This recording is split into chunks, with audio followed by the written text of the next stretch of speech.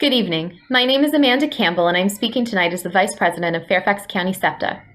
As we recognize teachers who receive their national board certifications tonight, as well as recognize Autism Awareness Month and being in the middle of Virginia's Equity in Education Month, we believe it is critically important to raise awareness of the equity issues facing our special education staff. Disability is often left out of FCPS's equity discussions. Take a look, for example, at the FCPS Ed Equity Challenge materials. Nothing on those resources includes looking at these issues through a disability lens. This is not to take away from the issues that the FCPS Ed Equity Challenge does address, but rather to suggest this should be a yes-and moment, where the disability lens is woven into the equity conversations that are already happening. This is not the first time these concerns have been raised with FCPS. Similar concerns were raised regarding the Family Engagement Survey 2 years ago and last year in the review of the initial drafts of the Family Engagement Policy. Yet still, the inclusion of disability does not appear as a priority in this FCPS educational equity movement.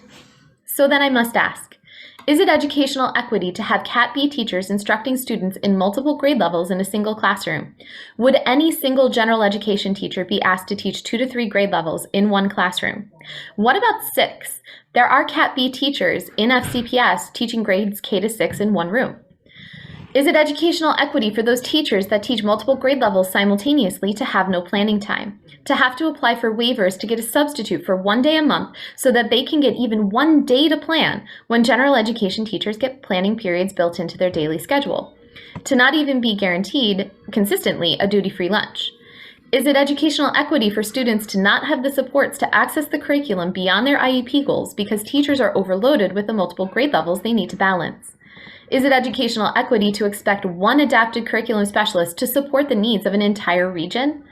Is it educational equity to deny preschool students access to speech and language services as a default position because preschool is a, quote, language-rich environment?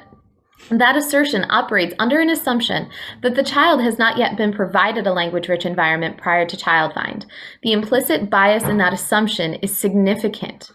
Is it educational equity for central office to provide prepared materials and resources for general education classrooms while providing no such central office created resource support for special education teachers? Is it educational equity when disability history and education is not included in the standard curriculum? Educational equity is an important conversation that needs to occur for all populations whose access to educational opportunities have historically been negatively impacted by bias and prejudice, and that includes students with disabilities. We urge you to consider these inequities as you continue to make staffing decisions moving forward. Thank you.